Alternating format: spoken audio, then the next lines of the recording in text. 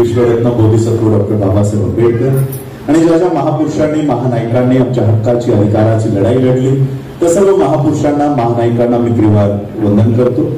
मंचावर उपस्थित Republican Party of इंडियाचे महाराष्ट्र स्टेट प्रेसिडेंट दिनेश हनुमंतेजी, वैभव दबडगेजी, माझे सहकारी शशिकांत जाधवजी, मंचावर उपस्थित विश्वविकास गायकवाडजी, या रायगडचे आणि रायगडचे ढाण्या वाघ म्हणून ज्यांना आपण ओळखतो ते जगदीशभाई गायकवाडजी, मंचावरचे सगळेच आज नवनिर्वाचित सगळे पदाधिकारी आहेत त्यांचं आणि इथे उपस्थित असणाऱ्या सर्व माझ्या मातांना, बंधूंना आणि भगिनींना राजरत्न आंबेडकरचा मानाचा जय भीम।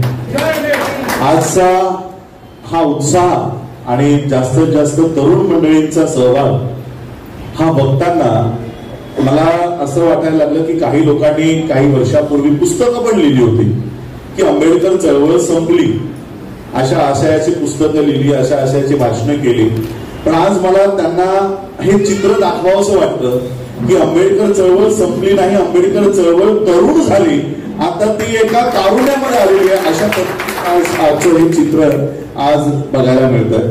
आज आपण रिपब्लिकन पार्टी ऑफ इंडिया बघा, नुसतं पक्ष उभं करत नाही आहोत आपण, हा पक्ष नाही एक मुवमेंट म्हणून आपण उभी करत आहोत। आज ज्या पद्धतीने आमचं प्रतिनिधित्व शून्य होत चाललेलं आहे, बौद्धांची अनुसूचित जातीची मतं कुठेतरी कुजवली जात आहेत आणि म्हणून या मतांचं रूपांतर सीटांमध्ये व्हावं, या मतांचं रूपांतर प्रतिनिधित्वामध्ये व्हावं याकरिता आज आम्ही तो स्टँड घेतलेला आहे। आणि म्हणून मला अनेक वेळा ऑफर होत्या की तुम्ही हा पक्ष काढा, तो पक्ष काढा, आमच्या पार्टीमध्ये या, आमच्या पार्टीमध्ये या, तुम्हाला राज्यसभा देतो, तुम्हाला MLCs देतो। आणि मग हा सगळा विचार आहे, सगळे ऑफर्स असताना आमच्या मनामध्ये, माझ्या मनामध्ये होतं की बाबासाहेब आंबेडकरांची पार्टी असताना आम्हाला दुसऱ्याच्या पार्टीमध्ये जाऊन काय काम करायचंय आणि म्हणून उभी करीन तर बाबासाहेब आंबेडकरांचीच पार्टी उभी करीन आणि इतर पार्टीचे झेंडे आम्ही हातात घेणार नाही। मला वाटतं सगळ्यात आधी 2010 साली जगदीशभाई गायकवाडांनी मला या ठिकाणी आमंत्रण दिलं होतं आणि 6 डिसेंबरला चैत्यभूमीला शिवाजी पार्कला त्यांनी मला भाषण करण्याची पहिली संधी उपलब्ध करून दिली होती आणि आजही माझं ते भाषण त्याच्यावर मी ठाम आहे। त्यावेळेसही मी सांगितलं होतं की हे ठिगळं लावलेली झेंडे आपल्या हातात घेण्यापेक्षा बाबासाहेबांनी दिलेला निळा झेंडा हा तुमच्या हातामध्ये घ्या। काय बाबासाहेब आंबेडकरांची रिपब्लिकन पार्टी ऑफ इंडियाची तत्व इतकी कमजोर आहेत की आम्हाला स्वतंत्र वेगळा पक्ष काढावा लागतो? काय बाबासाहेब आंबेडकरांनी ठरवून दिलेली धोरणं रिपब्लिकन पार्टी ऑफ इंडिया, त्यांचे ऑब्जेक्टिव्ह एवढे कमजोर वाटले की आम्हाला एक नवीन पार्टी रजिस्टर करावी लागते, बाबासाहेबांच्या रिपब्लिकन नावापासून फारकत घ्यावी लागते? बाबासाहेब आंबेडकरांची तत्व आज संपूर्ण जग मान्य करतोय आणि आम्ही बाबासाहेबांनी दिलेलं हे नाव सोडत चाललेलो। बाबासाहेबांनी दिलेल्या पक्षाचं नाव काय आहे? Republican Party of India. English मध्ये बाबासाहेब आंबेडकरांनी त्यांच्या जीवनात जितकेही संघटना काढल्या या इंग्रजी भाषेमध्ये बाबासाहेबांनी त्या संघटना काढल्या। या रिपब्लिकन पार्टी ऑफ इंडियाचं बघा, आज आपण बाबासाहेबांची तत्व सोडतोय, आम्ही आमच्या पक्षाची नावं बदलतोय, पक्षाचे झेंडे बदलतोय आणि त्याच बाबासाहेब आंबेडकरांचं तत्व कोण उचलत आहे? बाबासाहेब आंबेडकरांनी जो धम्म स्वीकारला त्या धम्माचं प्रतीक काय आहे? काय आहे धम्माचं प्रतीक? कमळ हे बुद्ध धम्माचं एक प्रतीक आहे। ते चिन्ह कोण घेत आहे? बीजेपी। म्हणजे बाबासाहेबांनी ठरवून दिलेले तत्व कोण उचलत आहे? बीजेपी।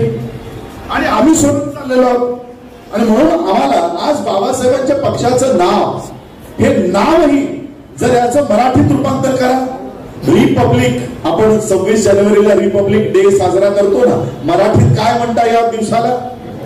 प्रजासत्ताक दिन। म्हणजे रिपब्लिकचा अर्थ काय होतो? प्रजा। प्रजा, प्रजेला दुसरा शब्द काय आहे? प्रजेचा दुसरा शब्द काय आहे? जनता। रिपब्लिकचा अर्थ काय झाला? जनता। पार्टीचा मराठी पक्ष, इंडियाचा मराठी, आता या तिन्ही शब्दांना जोडा, भारतीय जनता पक्ष। म्हणजे ज्या रिपब्लिकन पार्टी ऑफ इंडिया पासून तुम्ही फारकत घेताय त्याच रिपब्लिकन पार्टीचं मराठीत रूपांतर करून ती लोक सत्तेत जात आहेत, या देशाचे सत्ताधारी होत आहेत। बाबासाहेब आंबेडकरांची तत्व ते स्वीकारतायत आणि आम्ही बाबासाहेबांची तत्व त्याच्यापासून लांब लांब होत चालली. कमळ त्यांनी घेतला, कमळ आमचा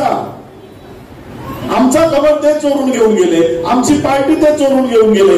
1925 साली बाबासाहेबांनी सप्ता सैनिक दलाचं सगळं एम्स अँड ऑब्जेक्टिव्ह तयार केलंय, तेच सगळे RSS चोरून घेऊन गेले. चोरी कधी होते माहित आहे? घरामध्ये, जेव्हा तुमचं लक्ष नसतं, जेव्हा तुम्ही तुमच्या घरात नसता, त्यावेळेस तुमच्या घरातनं चोरी होते. आज आमच्या पक्षाचं नाव चोरलं गेलं, आज आमच्या पक्षाचं चिन्ह चोरलं गेलं. का? तर आम्ही आमच्या घरातच नाही, आम्ही इतरांचे घर मोठं करायला चाललो. आणि म्हणून मी 2024 पर्यंत, या काही लोकांना वाटत असेल हा अचानक 2 महिन्यात आला. ही लोक जी आली, भले जगदीश भाईंनी इथे बोलवली असतील तुम्हाला, पण तुम्ही 2 महिन्यात राजरत्न आंबेडकरला ऐकायला आलेलं नाही आहात. मागच्या 10 वर्षापासून मी संपूर्ण भारतामध्ये, आज जशी तुमच्या इकडे गर्दी आहे, काल सोलापूरमध्ये मी होतो, मोहोळमध्ये होतो, तिथे तुडुंब गर्दी होती. सगळीकडे मी जिथे जिथे जाईन, मी हरियाणात जातो, राजस्थानला जातो, माझी गाडी जर 5 किलोमीटर अंतर असेल तर मला 2-2, 3-3 तास जातात. प्रत्येक गावागावामध्ये बैठका, प्रत्येक गावागावामध्ये स्वागत. या सगळ्या पूर्ण देशामध्ये आम्ही एक आंदोलन उभं केलं की भारताचं संविधान धोक्यामध्ये आहे, भारताचं संविधान हटवलं जाणार आहे. आणि म्हणून आज त्या पद्धतीने लोक जागृत झाली. जागृत झाल्यानंतर काय झालं, म्हणजे आमची फसवणूक बघा कशी होत चालली.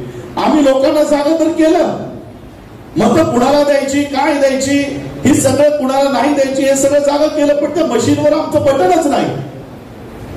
लोकांच्या मनात आलं की बीजेपीला पाडायचंय, पण बीजेपीला पाडायचंय याचा अर्थ आम्हाला काँग्रेसला निवडून आणायचंय का, राष्ट्रवादीला निवडून आणायचंय का, शिवसेनेला निवडून आणायचं, असा होत नाही.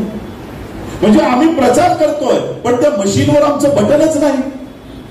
मी पॉलिटिकल पार्टी उभी करत नाहीये, तुम्हा लोकांना त्या मशीनवर पर्याय उभा करतोय की माझं बटन, हक्काचं बटन, माझं हक्काचं घर. मी मुंबईच्या एका सभेमध्ये, भारतीय बौद्ध महासभेचा कार्यक्रम होता, सगळं एक्सप्लेन केलं की काय पार्टी, कसं काम चाललंय. मला लोकांनी येऊन खाली विचारलं, तुमचं भाषण अप्रतिम होतं, सगळं आम्हाला पटलं, आम्हाला सांगा आमचा पर्याय काय, आम्ही कुणाकडे जायचं, या पार्ट्यांमधनं आमची पार्टी कोणती. बघा, माझ्याहून लहान असेल आदित्य ठाकरे, आदित्य ठाकरे माझ्याहून लहान असेल, प्रबोधनकार ठाकरेची ती 3री पिढी, बाबासाहेबांची मी 3री पिढी, हे माझ्या आजीचा, पणजीचा आणि माझा फॅमिली फोटो इथं आहे. फॅमिली फोटो, ते माझे सख्खे आजोबा इथे कोपऱ्यात बसलेले आहेत. पण आदित्य ठाकरेला जर राजकारणात यायचं असेल तर उतरल्या उतरल्या तो मंत्री बनतो की नाही. आणि मला जर राजकारणात यायचं असेल तर मला काय सांगितलं जातं, कोणता वाला आरपीआय ए मध्ये जाणार की आरपीआय गवईमध्ये जाणार की आरपीआय कवाडेमध्ये जाणार, माझ्यासमोर काय चित्र उभं करून ठेवलं.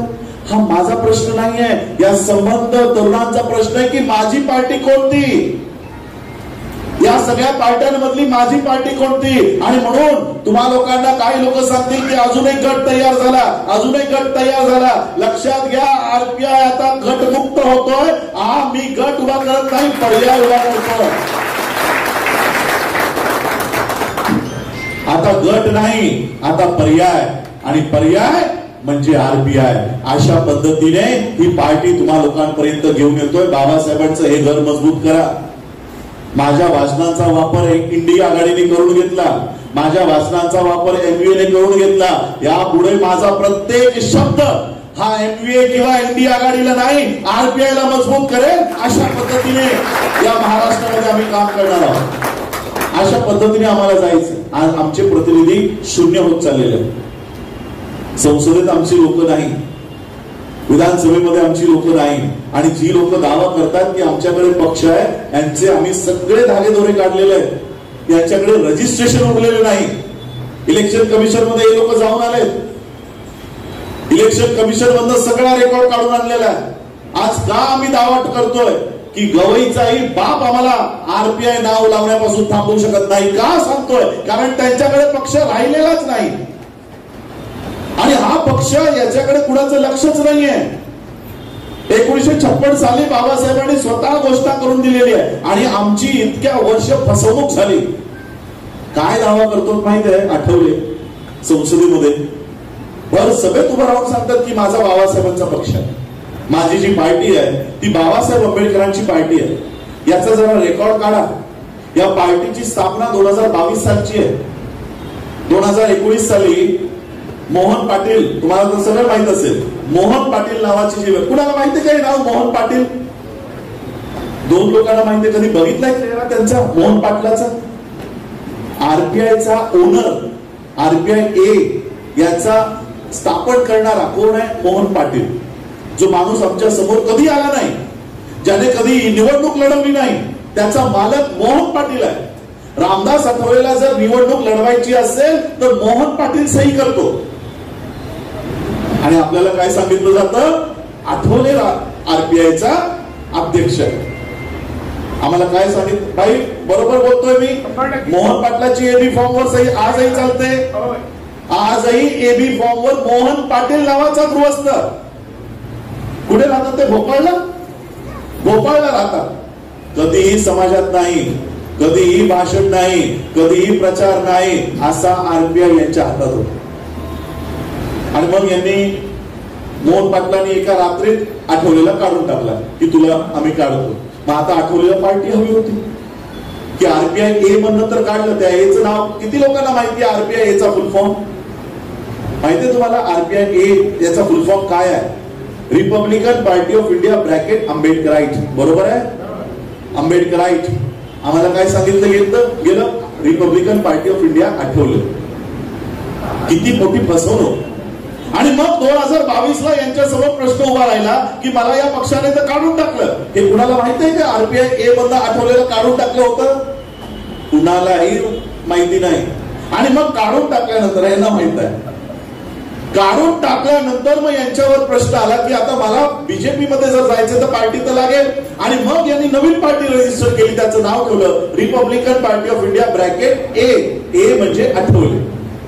आता ए ऑलरेडी होता, आता पुन्हा ए सुरू झाला. आणि मग आठवले नावाची पार्टी 2022 साली यांनी रजिस्टर केली. आणि मग त्याच्यातनं ते राज्यसभेवर गेले. आता मला सांगा, हा राज्यसभेमध्ये उभा राहून सांगतो की माझी पार्टी बाबासाहेब आंबेडकरांची पार्टी आहे. 2022 साली बाबासाहेबांना सही द्यायला आले होते का? किती खोटं कारस्थान सुरू आहे, किती खोटं. आणि भारताच्या आंबेडकराईट लोकांमध्ये किती खोटं पसरवलं जात आहे. का? तर आम्ही तिकडे उभं राहून दावा करायला तयार नाही की याची पार्टी बाबासाहेबांची पार्टी नाही म्हणून. आम्ही काय करतोय? आम्ही आमचे वेगवेगळे गट काढतोय, वेगवेगळ्या पार्ट्या काढतो आणि त्याच काम करतो. आणि म्हणून मी आज उभा राहिलोय संसदेमध्ये जाऊन उभा राहून सांगणार आहे की याची पार्टी बाबासाहेबांची पार्टी नाही. आमची बाबासाहेब आंबेडकरांनी 30 सप्टेंबर 1956 साली रजिस्टर काढलेली, घोषणा केलेली खरी आरपीआय आज मी घेऊन चालत आहे. हे महाराष्ट्राच्या आणि भारताच्या गोष्टीला सांगणार. आणि त्यासाठी मला तुम्हा सगळ्या तरुणांचा सहभाग हवा. हे काम एकट्या दुकट्याचं नाही. काय माझा बेंचमार्क म्हणजे काय म्हणतो आपण की ज्याला आपण बघतोय का कुणाला आम्हाला टफ द्यायचंय. अमित शहाचा एक नारा होता, 1 बूथ 20 यूथ. एका बूथच्या मागे 20 यूथ हा त्यांना जोडायचा होता. आणि प्रत्येक बूथ मध्ये 20 तरुण त्यांना ते पोलिंग एजंट्स म्हणून त्यांना करायचा होता. 2019 सालचा त्यांचा हा टार्गेट होता. आमची लोकसंख्या थोडी कमी आहे, कमी जरी असली तरी आम्ही 1 बूथ कमीत कमी 5 यूथ अशा पद्धतीने आम्ही जाणार आहोत. आणि प्रत्येक सीट 29 सीट्स. आम्ही 29 सीट्स का टार्गेट करत आहोत? सुरुवातीला आम्ही अनुसूचित जातीच्या काही सीट्स आणि काही जनरल सीट्स वरही आमचे उमेदवार आता उभे राहिलेले आहेत. तर या 29 सीटवर आम्ही का भर देत आहोत? अरे हे तर बाबासाहेबांनी आम्हाला मिळवून दिलंय ना. माहितीये तुम्हाला या 29 सीटा कशा आल्या, अस्तित्वात कुठून आल्या? महाराष्ट्राचं, अख्ख्या देशाचा आकडा वेगळा. बाबासाहेब आंबेडकर राऊंड टेबल कॉन्फरन्सला गेले, त्यांना माहित आहे. 1930, 31, 32 ला बाबासाहेब राऊंड टेबल कॉन्फरन्स गोलमेज परिषदेला गेले. आणि गोलमेज परिषदेमध्ये मग गांधी तिकडे आले. आणि मग गांधींनी फक्त बाबासाहेब आंबेडकरांचा विरोध करायचं काम केलं. आणि हे विरोध करत असताना बाबासाहेब आंबेडकर गांधींपेक्षा वरचढ ठरलं. मग त्या इंग्रजांना वाटलं की बाबासाहेब आंबेडकर जे मागतायत ते बरोबर आहे, यांची लोकसंख्या मोठ्या प्रमाणात आहे, हे हिंदू नाही आहेत, आणि म्हणून यांनाही स्वतंत्र मतदारसंघ आम्हाला देणं गरजेचं आहे. काय मागितलं होतं बाबासाहेबांनी? की आम्ही हिंदू नाही आहोत, आम्ही मुसलमानही नाही आहोत, आम्ही सिखही नाही आहोत, आम्ही ख्रिश्चनही नाही आहोत, त्यामुळे आम्हाला आमचा स्वतंत्र मतदारसंघ द्या, जिथे उमेदवारही आमचा असेल आणि मतदारही आमचा असेल. आम्हाला तुमच्या मतांवर अवलंबून राहायचं नाही, आम्हाला तुमच्या मतांवर अवलंबून राहायचं नाही, म्हणून आम्हाला स्वतंत्र मतदारसंघ द्या. असे 143 स्वतंत्र मतदारसंघ बाबासाहेब आंबेडकरांना राऊंड टेबल कॉन्फरन्स मध्ये जाहीर करून टाकलं. त्याला म्हणतात कॉम्युनल अवॉर्ड. हा कॉम्युनल अवॉर्ड बाबासाहेबांना दिला आणि मग गांधींनी तिथे सांगितलं की हा मतदारसंघ जर तुम्ही बाबासाहेबांना देत असाल, स्वतंत्र मतदारसंघ म्हणजे उमेदवारही अनुसूचित जातीचा आणि मतदारही अनुसूचित जातीचा. गांधींनी सांगितलं नाही, मी असं होऊ देणार नाही. हे मतदारसंघ जर त्यांना देत असाल तर मी प्राणांतिक उपोषण करेन, प्राणांतिक उपोषण करेन. आणि मग त्यांनी प्राणांतिक उपोषणाला सुरुवात केली. बाबासाहेब म्हणाले तुम्ही जगा मारा, मला त्याची काही नाही, माझ्या लोकांसाठी आणलेले अधिकार मी देणार नाही, परत देणार नाही. गांधींनी सांगितलं तुम्ही स्वतः परत देऊन टाका. बाबासाहेब म्हणाले मी देणार नाही. समोरच्या खांबाला गोळी लावून मला लटकावून गोळी जरी घातली तरी माझ्या लोकांचे अधिकार मी मुळीच परत देणार नाही. हा बाबासाहेबांचा स्टँड होता. आणि मग गांधींनी आमच्या लोकांची घरं जाळायला घेतली, लोकांना मारायला घेतलं, त्यांच्या लोकांनी वस्त्यांमध्ये हिंसाचार केला. आणि बाबासाहेबांना प्रश्न केला की बाबासाहेब हे मतदारसंघ जे तुम्ही घेऊन आलात तिथे तुमची लोकच राहिली नाही तर काय कराल? आणि मग शेवटी बाबासाहेबांनी पुणे करारावर सही केली. पुणे करार काय आहे की बाबासाहेबांनी जे स्वतंत्र मतदारसंघ आणले होते ते बाबासाहेबांनी सोडायचे आणि त्या बदल्यात संयुक्त मतदारसंघ द्यायचे. सेपरेट इलेक्टोरेट सोडायचा आणि जॉईंट इलेक्टोरेट घ्यायचा. म्हणजे काय? अनुसूचित जातीसाठी या फलाना जागा असतील पण तिथे आमचाही मतदार मत देईल. आता मला सांगा, अनुसूचित जातीच्या या सीट्स यांचं अस्तित्व, यांचा जन्म कुठून झाला? की गांधींच्या प्राणाच्या बदल्यात या सीट आम्हाला दिल्या. मग गांधींच्या प्राणाच्या बदल्यात आम्हाला या सीटा दिल्या ना, मग या सीटांवर तुम्ही तुमचा उमेदवार का उभा करता? हा आमचा पहिला प्रश्न आहे. गांधींच्या जीवनदानाबद्दल दिला ना, मग गांधी मेल्या तुमचा करार संपला की काय? दुसरा माझा प्रश्न आहे, बीजेपी आरक्षणाचा विरोध करते, बीजेपी पब्लिक सेक्टरचा विरोध करते. बीजेपीची निर्मला सीतारामनने संसदेत उभं राहून भाषण केलंय की आम्ही 2 वर्षात सगळे सरकारी क्षेत्र खासगी करणार आहोत, सगळे सरकारी पब्लिक सेक्टर्स आम्ही विकून टाकणार आहोत. माझा प्रश्न बीजेपीला हा आहे, जर तुमचा आरक्षणाला विरोध आहे, जर तुमचा पब्लिक सेक्टरला विरोध आहे, मग आरक्षित सीटांवर तुम्ही तुमचा उमेदवार का उभा करता? नरेंद्र मोदी जर एका बापाची औलाद असेल तर अनुसूचित जातीच्या सीटवर एकही उमेदवार करणार. पब्लिक मध्ये तुम्ही आरक्षणाचा विरोध करता आणि मागच्या दाराला ते आरक्षित सीटावर उमेदवारही देता. याला तर 2 बापाचा म्हणा. म्हणजे आरक्षण हटा, आरक्षण गेलं पाहिजे हे जाहीर बोलता आणि आरक्षणाचं सीटही पाहिजे. एक काहीतरी भूमिका घ्या. आणि म्हणून या आरक्षित जागांवर आम्ही आमचा दावा करणार आहोत की या सीटा गांधींच्या जीवनदानाबद्दल आम्हाला मिळालेल्या आहेत आणि बीजेपीचा आरक्षणाला विरोध आहे, त्यामुळे बीजेपीने पण नैतिकता दाखवून या सीटा लढू नये. त्या सीटा आम्ही लढणार. आरपीआय लढेल आणि त्यांचे समाजाचे खरे प्रतिनिधी आम्ही त्या ठिकाणी पाठवणार. 15 ऑगस्ट पासून किंवा येणाऱ्या काही तारखांमध्ये आम्ही सगळी ती बैठक घेऊन महाराष्ट्राचा हा दौरा आम्ही काढत आहोत. आणि लक्षात घ्या, आज जी आरपीआय म्हणून आपण हा पक्ष उभा करत आहोत, हे मिशन उभं करत आहोत, याच्यामध्ये आपण एकटे नाही आहोत. काही लोकांना वाटेल आपण तर यापूर्वी प्रयोग केला, वंचितला आपण सपोर्ट केला, आमचे मतदार, आमची एवढी लोकांनी मतं दिली पण सीटा आल्या नाही. बघा, राजकारणामध्ये तुम्हाला बाबासाहेब आंबेडकरांनी शेड्यूल कास्ट फेडरेशन का बरखास्त केला असेल? कारण तो एका जातीपुरता शेड्यूल कास्ट फेडरेशन म्हणजे महार, मातंग, चांभार, ढोर या सगळ्यांना एकत्रित केल्यानंतर बनला शेड्यूल कास्ट फेडरेशन. बाबासाहेबांनी तो पक्ष बरखास्त केला आणि रिपब्लिकन पार्टी ऑफ इंडिया काढला, जनतेचा पक्ष म्हणून काढला, की भारताची जनता, भारताची प्रजा, आणि त्याच प्रजेला आज आपण सोबत घेत आहोत. आज घडीला मनोज जरांगे पाटलांचा मला संपूर्ण अनुसूचित जातीच्या सीट्सवर पाठिंबा मिळालेला आहे, की जितकेही अनुसूचित जातीच्या सीट्स आहेत तिथे मराठा 50 ते 58,000 मतदार आमचा प्रत्येक अनुसूचित जातीच्या सीटवर आहे.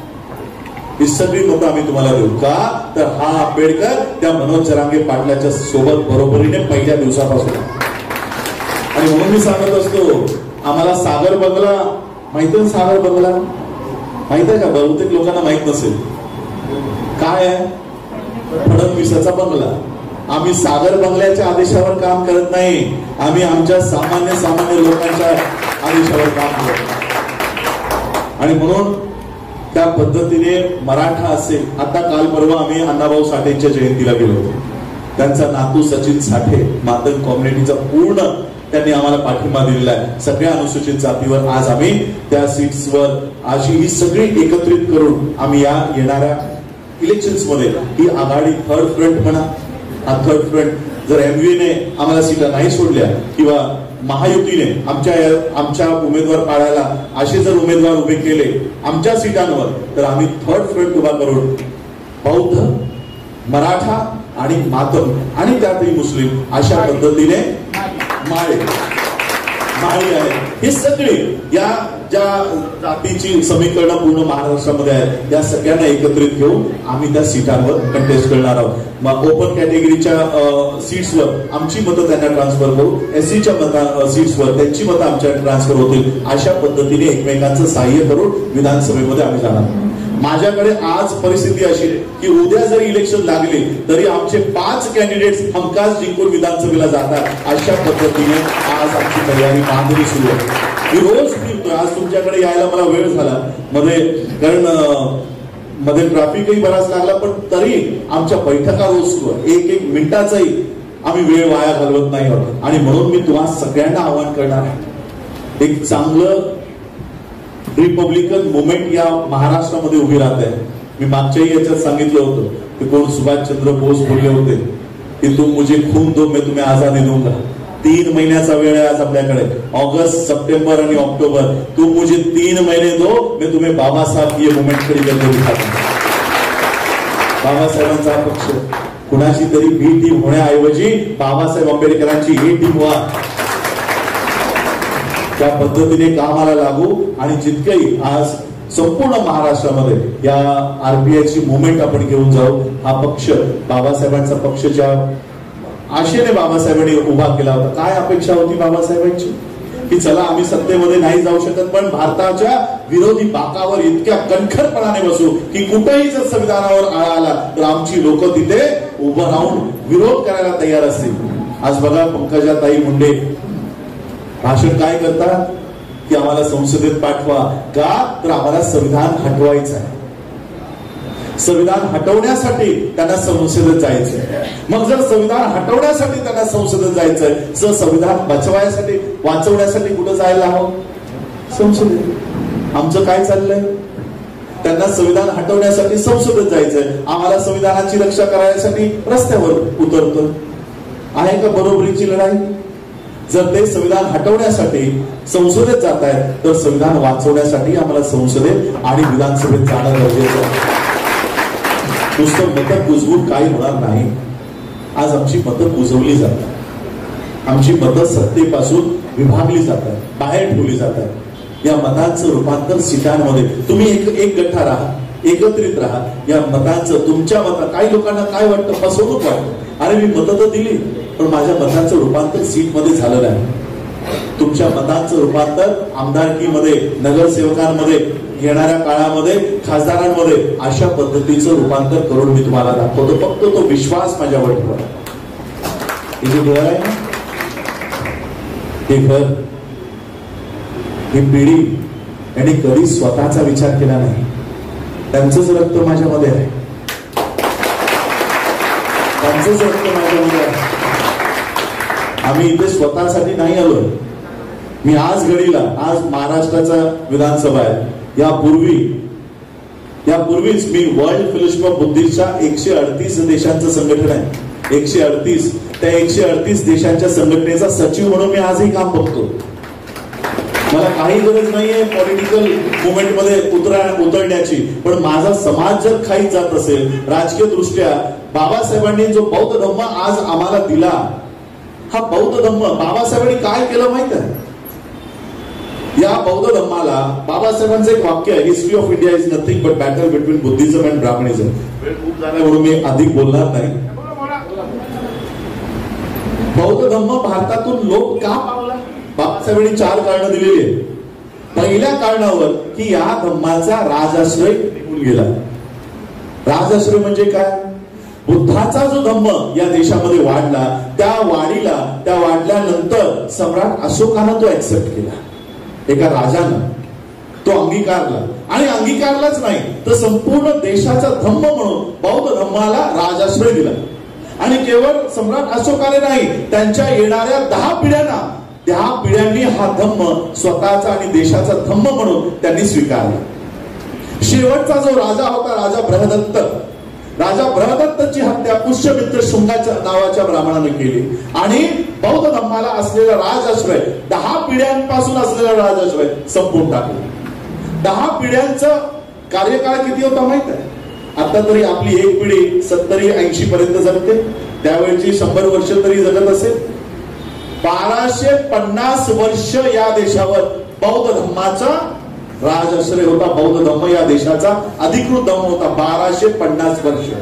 आपण ऐकतो आता 15 ऑगस्ट येईल, बाईंनी जसं गाणं सांगितलं तसं एक गाणं वाचतं की जहा डाल डाल पर सोने की चिड़िया करती थी बसेरा, वो भारत देश है मेरा. 15 ऑगस्टला आपण ऐकू गाणं. मग डाल डाल पर सोने की चिड़िया कोणत्या कार्यकाळात होती? आता आहे का? भारताला आपण काय म्हणायचो? सोन्याचा धूर निघणारा देश. ज्या देशातून सोन्याचा धूर निघत होता, अख्ख्या जगातले विद्यार्थी या देशात शिक्षण प्राप्त करायला येत होती. हे माहितीये का तुम्हाला? नालंदा, तक्षशिला, विक्रमशिला अशा 17 विश्वविद्यालय या भारतामध्ये होत्या.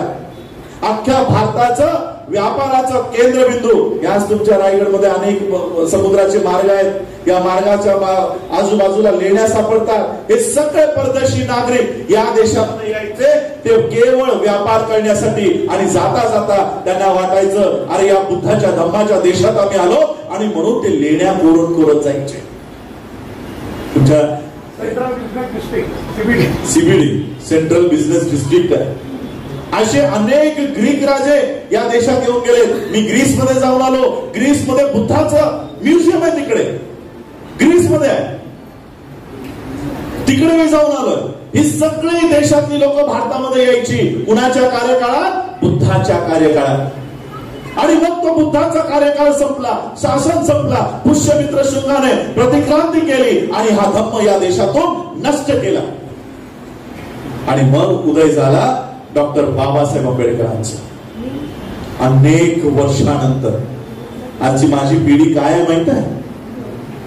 ही जी हा जो परिवार आहे, फक्त तुम्हाला 4 लोक दिसत आहेत. ही 5वी पिढी आहे बाबासाहेबांची. त्याच्या आधीच्या 4 पिढ्या काय करत होत्या माहित आहे? बाबासाहेबांच्या वडिलांचं नाव काय? सुभेदार मेजर रामजी आंबेडकर. त्यांच्या आजोबांचं नाव काय? हवलदार मालोजी. हे जे पद आहेत ना, सुभेदार, मेजर, हवलदार, हे अति उच्च कामगिरी केल्यानंतर मिलिटरीमध्ये मिळणारी पदं होती. बाबासाहेबांचे आजोबा हवलदार. बाबासाहेबांचे पंजोबा माहितीये का कुणाला? कोण होते? माझ्याकडे बाबासाहेबांची अख्खी वंशावळ आहे. ही वंशावळ अजूनपर्यंत कुणाकडे आलेली नाहीये. आम्हाला आता अंबानीच्या वंशावळ दाखवल्या जात आहे ना, सोशल मीडियावर अंबानीची वंशावळ आली. आम्हाला बाबासाहेबांची वंशावळ माहित नाही. बाबासाहेबांच्या पंजोबांची समाधी आजही औरंगाबादच्या छावणीमध्ये आहे, मिलिटरी कॅम्प मध्ये आहे. बाबासाहेब आंबेडकरांची आई मुरबाडकर फॅमिली, जरा या. त्यांची अख्खी फॅमिली पिढ्यानपिढ्या हे मिलिटरीतले अख्खी फॅमिली मिलिटरी मध्ये होती. काय करत होते मिलिटरीत, काय करत होते माहित आहे? ब्रिटिशरांनी जसंही भारतामध्ये पदार्पण केलं आणि त्यांनी या देशामध्ये सैनिकांची भरती सुरू केली, सगळ्यात आधी या लोकांनी धाव घेतली. का तर माझ्या समाजाला मागच्या 2500 वर्षापासून यांनी अस्पृश्य तयार करून ठेवलाय, अस्पृश्य बनवून ठेवलाय. या अस्पृश्यतून बाहेर पडायचं असेल तर या लोकांकडे शिरून हत्यार आपल्या हातात घेतलं पाहिजे. या ब्राह्मणी व्यवस्थेला जर संपवायचं असेल तर आम्हाला यांच्यामध्ये प्रवेश करून तो हत्यार शिक्षण हे आतमध्ये घेतलं पाहिजे. बाबासाहेबांचे पणजोबा, बाबासाहेबांचे खापर पणजोबा हे मिलिटरीत गेले, मिलिटरीत गेले, शिक्षण घेतलं आणि 2500 वर्षाची गुलामगिरी तोडण्यासाठी त्यांनी सुरुवात केली. पण त्यांना त्यांच्या आयुष्यात ते जमलं नाही, खापर पणजोबाला जमलं नाही. म्हणून खापर पणजोबानं दुसरी पिढी तयार केली की मला जमलं नाही, माझ्या आयुष्यात जे काम मला जमलं नाही ते तुम्ही करा. म्हणून बाबासाहेबांच्या खापर पणजोबानं बाबासाहेबांच्या आजोबांना तयार केलं. हवालदार मालोजींना त्यांच्या आयुष्यात या 2500 वर्षाच्या गुलामगिरीतून त्यांच्या समाजाला बाहेर काढता आलं नाही. म्हणून त्यांनी त्यांच्या मुलालाही मिलिटरीमध्ये टाकलं आणि मग त्यांना तयार केलं की मला हे शक्य झालं नाही, हे तुम्ही करा. आणि ते सुभेदार झाले, मेजर झाले आणि त्यांना त्यांच्या आयुष्यामध्ये हे काम करता आलं नाही. त्या समाजाला 2500 वर्षाच्या गुलामगिरीतून सोडवता आलं नाही आणि म्हणून त्यांनी त्यांच्या पुढच्या पिढीला तयार केलं आणि मग तयार झाले डॉक्टर भीमराव रामजी आंबेडकर.